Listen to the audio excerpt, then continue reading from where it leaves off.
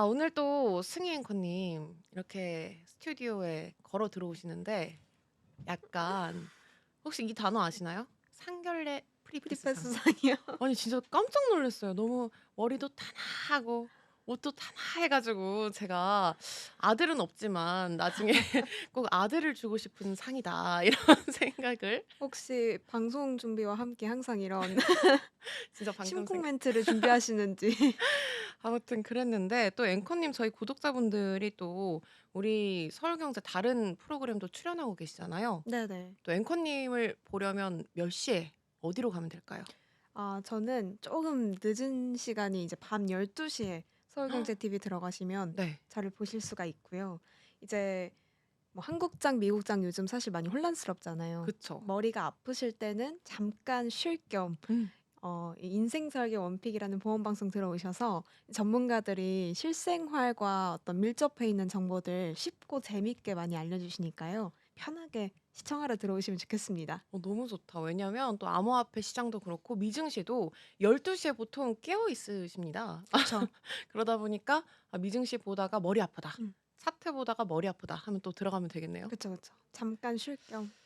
또 저희가 오늘 미증시 간단히 정리를 해 봐야 하는데 내일 또 연준의 금리 결정을 앞두고 시장이 오늘은 좀 혼란스러운 모습을 보여줬습니다. 네, 맞습니다. 사실 중동 긴장이 좀 완화되나 싶어서 어제 미국 뉴욕 증시는 좀 3대 지수가 모두 상승하는 흐름을 보였는데요. 다시 어제 사실 저희가 방송할 때 속보를 많이 전해드렸잖아요. 그쵸. 다시 이제 중동 긴장이 고조되면서 위축되는 심리가 나오면서 뉴욕 증시는 하락 마감하는 모습을 보였습니다. 어제 이제 트럼프 대통령이 테헤란에서 대피하라라는 소개령을 내리기도 했고 또 G7에서 조기 귀국을 하면서 이 NSC에 참여를 하게 되는 상황이 좀 연출이 됐는데요. 게다가 이란을 향해 좀 경고성 메시지도 던지기도 했습니다. 그렇게 되면서 이제 시장에는 위험 회피 심리가 좀 확산이 되면서 오늘은 약세 전환하는 모습 보였습니다. 그래도 지금 섹터별로는 그렇기 때문에 에너지 섹터가 또 올랐고요. 시총 상위를 비롯한 기술주들은 다시 내리는 모습 보였습니다. 특히 MS와 오픈 AI의 갈등의 골이 좀 깊어졌고 또 테슬라 또한 사이버 트럭과 모델 Y의 생산을 중단하기로 밝히면서 다음 주 출시 예고되고 있는 이 로보택시에 대한 불안감이 커지면서 좀 크게 빠지는 모습을 보였습니다. 여기에 더해서 소매 판매 지표가 또 발표되기도 했습니다. 네. 전체 소비 중에 상품 판매 실적을 집계하는 지표인데 역시 관세와 전쟁 리스크로 인해서 소비 심리가 좀 위축이 되면서 전월 대비 0.9% 감소하는 모습도 나타났습니다. 이렇게 또 내일은 또 연준 회의가 발표가 되겠죠. 이 음. 흐름에 따라서 관세와 이런 중동 리스크의 변수가 좀 어떻게 작용을 할지 지켜보셔야 될 것 같습니다.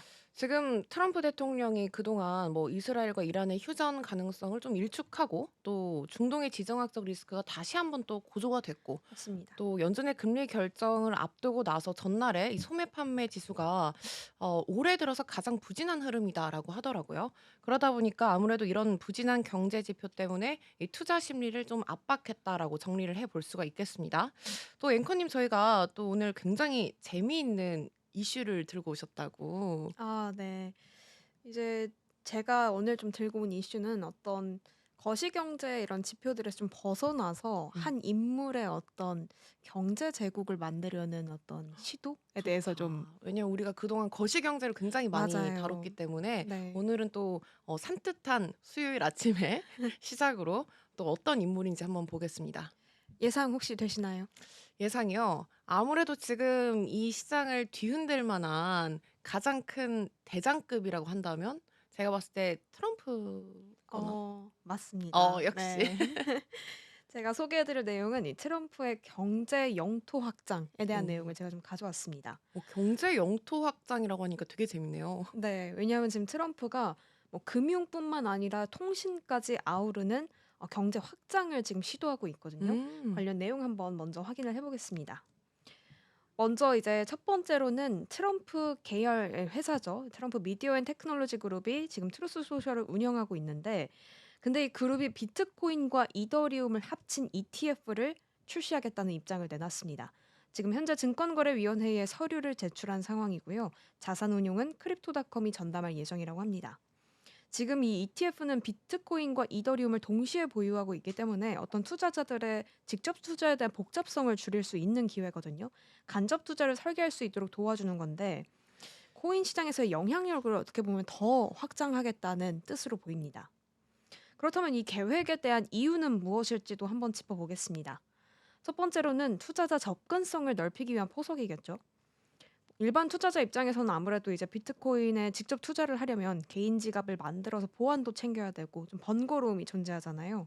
근데 ETF 형태로 제공되면 뭐 주식처럼 쉽게 접근할 수 있기도 하고 또 비트코인과 이더리움 두 자산에 동시에 좀 노출되는 기회를 또 엿볼 수 있는 상황입니다. 또 한편으로는 정치적인 포석의 이유도 있을 것입니다. 트럼프 브랜드와 디지털 자산 시장을 결합하면서 어떻게 보면 보수 지지층을 위한 금융 생태계를 만들겠다라는 선언으로도 보이기도 하거든요. 그렇죠. 이게 어떻게 보면은 이제 마가 제국의 연장선이라고 보시면 되는데 이게 지금 보수 지지층을 위한 금융 상품화를 좀 경계를 넓히려고 한다. 그리고 아까 말씀 주신 것처럼 지금 이 비트코인이 75%, 또 이더리움이 네. 25%로 이 배분이 되어 있기 때문에 시장 내에서 안전성과 성장성을 좀 동시에 잡으려고 한다라고 하더라고요. 네. 여기에 더해서 뭐 지지층에 대한 확보뿐만 아니라 자금 유입도 좀 더 기관으로부터 자금 유입도 원활하게 하기 음. 위함이 많이 깔려 있겠죠. 너무 욕심쟁이 아닌가요, 지금? 전 정말 제국을 만드는 것 같습니다. 그동안 이제 트럼프 대통령이 뭐 스테이블 코인도 출시하고 또 뭐 이제 트럼프 일가 아들들이 비트코인 채굴 산업에도 뛰어들고 네. 근데 이제는 ETF 상품까지 내놓는다는 거는 또 밈코인도 냈었잖아요. 네네. 와, 이 정도 되면은 트럼프 대통령이 참 몸이 부지런한 건지 욕심이 많다 생각했는데 이제 야망이 많은 건지 이런 생각이 들더라고요. 네, 맞습니다. 그렇기 때문에 지금 이런 ETF 출시를 계속 계획하고 있는데 뭐 사실 미국이 지금 재정 적자도 좀 나오고 있고 관세 정책을 펼쳤지만 미국 본인에게 좀 타격이 계속 돌고 있는 입장이잖아요. 그렇죠. 인플레이션 압력까지 겹치다 보니까 이제 비트코인 같은 반인플레이션 자산에 대한 관심이 굉장히 커지고 있잖아요. 이런 수요를 읽고 좀 정면으로 대응해 나가겠다라는 음. 입장으로도 해석할 수 있게 되는 거죠. 결국 뭐 시장 투자자를 확대하기도 하고 유동성도 증대되는 등 시장에서 좀 여러 파장이 일어날 것으로 보이는 상황입니다. 여기에 이렇게 트럼프는 정말 야망이 있다는 말이 맞듯이 금융에 그치지 않고 통신까지 아우르게 되는데요. 음. 이제는 핸드폰을 아니 내놓겠다라는 입장을 밝혔습니다. 저걸 봤거든요, 제가. 네. 보고 역시 그 트럼프 하면은 이제 골드잖아요, 색깔이. 근데 이런 식으로 휴대폰까지 내놓는다는 게 너무 깜짝 놀랐어요. 그리고 가격이 또 얼마였지? 68만 원 정도 하나로 네. 하는 것 같은데 이거를 참 어떻게 받아들여야 할까요, 저희가? 자아가 비대 자아 비대라는 말이 있잖아요. 비대요? 이렇게 좀 표현을 해야 할지. 근데 사실 저 휴대폰을 판매를 해서 수익을 거두겠다라기보다도 지금 트럼프 대통령 같은 경우에는 이 보수층을 위한 정치적인 브랜딩 네. 전략이다. 이런 말이 계속 나오더라고요. 맞습니다. 뭐 수익도 나면 좋겠지만 결집이 더 큰 목적인 것으로 보이거든요. 즉 근데 이게 휴대폰이 또 어떤 뭐 메리트가 있나요? 다른 휴대폰보다? 일단은 한국으로 비유하면 알뜰폰이다라고 좀 생각하시면 될 것 같아요. 음. 직접 통신망을 깔지는 않고요. 대형 통신망을 빌려 쓰는 방식인 거죠. 근데 문제는 이제 이런 뭐 알뜰폰이다 이런 것들이 있지만 정말 이걸 미국에서 대량 생산할 수 있을 것인지 음. 그 문제가 좀 제기되고 있다고 합니다.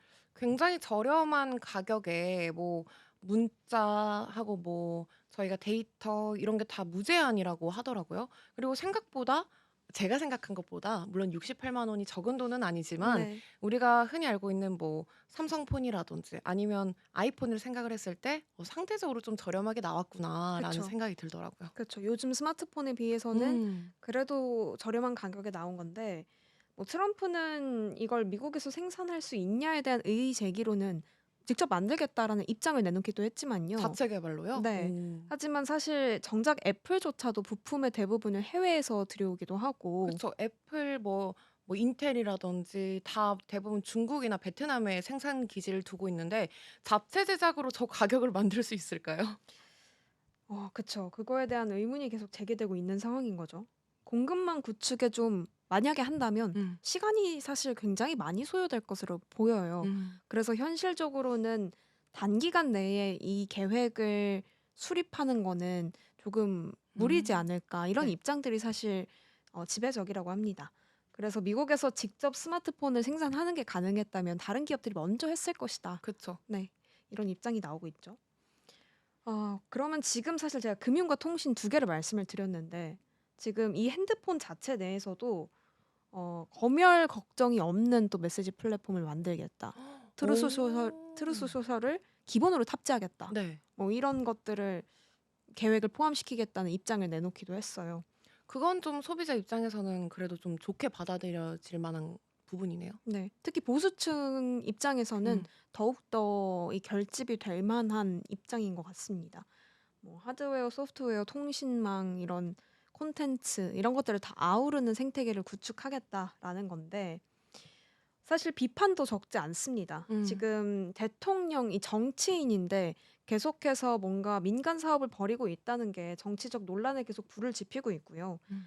뭐 가족 기업과는 무관하다라고는 주장하지만 지금 부동산을 넘어서서 뭐 미디어, 금융 이런 것들을 계속 영역을 펼쳐나가면서 아우르는 것들이 하나의 어떤 재벌 그룹처럼 보인다라는 지적이 계속 적지 않고 있습니다. 그쵸. 일각에서는 굉장히 그런 부분에서 우려감이 많이 나오고 있는 부분이죠. 네. 이렇게 제가 두 가지를 소개를 해드렸는데 여기서 좀 흥미로운 점은 이제 뭐 ETF와 트럼프 폰이라는 완전히 다른 사업이 동시에 나온 거지만요. 네. 사실 이 경제권, 경제 영토를 확장시키려는 해석이 많이 나오고 있습니다.